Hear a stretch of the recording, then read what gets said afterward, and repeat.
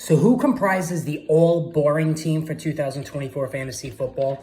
This is a Fantasy Sports Boss. Guys, I don't know what you're doing. Why aren't you subscribed yet? Hit that subscribe button. Live vlogging tomorrow for the Chiefs-Ravens prime fantasy football game tomorrow. Any injuries, any developments, performances that move the needle in fantasy, we're going to be discussing that, releasing videos throughout the course of the night tomorrow, so make sure you stay tuned for that.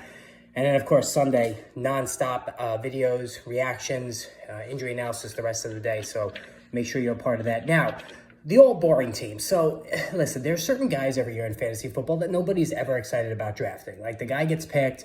Usually he's a very solid but not a flashy player, an older player, all right? Usually, the younger guys always have to flash and whatnot. And everybody thinks they have the next Barry Sanders on their hands.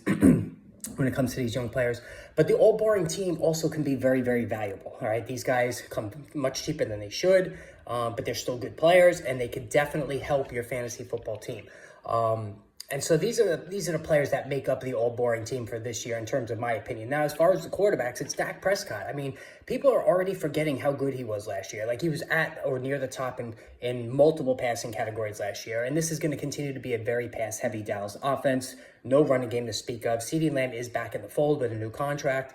So they're going to have to throw. And, of course, they play their home games indoors. They're fast track. There's going to be a lot of passing opportunities. But Dak Prescott has been going like around QB8, QB9 this year, when his numbers, suggest he should be, among the top 6. So, but again, he doesn't run as much anymore. He's an older player, and he's definitely part of the all boring team for 2024. Jared Goff's another one. We all know he doesn't run at all, has his issues on the road and in poor weather locations. But again, like, he was awesome last year. And I remember when that trade was made with the Rams for Matthew Stafford, Goff was almost like a throw-in. And now he signs a new contract, and he's taken this team to a whole nother level. And again, they're barely playing any games on the road. I think 14 of 17 games are going to be in a dome this year, and that is extremely valuable. So Jared Goff, especially in a Superflex league, has a lot of value. Now, at the running back position, it's a little more difficult to be a boring veteran at the running back position, but James Conner has done that the last couple of years. And here's the thing about James Conner. Last year, he averaged 5 yards per carry. He was third in the NFL in efficiency among all running backs when he was on the field. And we know that he has a nose for the end zone, going back to when Cliff Kingsbury ran the show for the offense for Arizona a number of years ago. James Conner is still really good. In fact, he's coming off arguably his best season on a per-touch basis, and there's still no competition. Trey Benson's not going to be doing anything unless Conner gets hurt, and this is an ascending offense. So James Conner absolutely is still very, very valuable. Aaron Jones. We all know how I feel about Aaron Jones. I'm not going to go over that again, but Aaron Jones is at that boring veteran part of his career as well. David Montgomery, everybody wants Jahmyr Gibbs, and rightly so, because he's catching the ball, he's more electric. But let's face it, David Montgomery, just like James Conner, has a nose for the end zone, and the Lions are going to continue to use him liberally. He still can get 900 rushing yards and double-digit touchdowns, which is very, very valuable.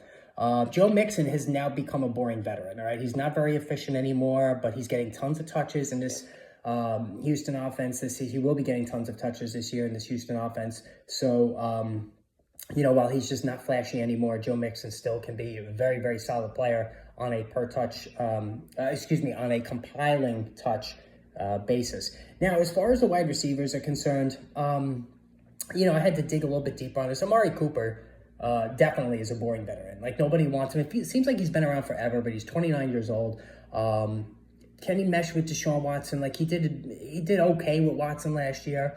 A lot of his numbers were fueled by that ridiculous game at the end of the season when he had over 200 receiving yards, but he's still a good player.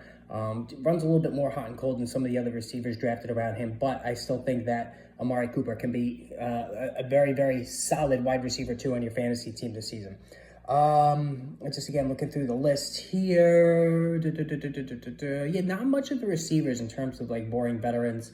DeAndre Hopkins, he's already hurt though, so you can throw him in there. Tyler Lockett, definitely. Cortland Sutton as well. Those two guys.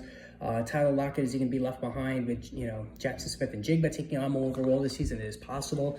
And Cortland Sutton really is very, very touchdown dependent as well. At tight ends, I do definitely think at tight end, we're looking at George Kittle becoming a boring veteran.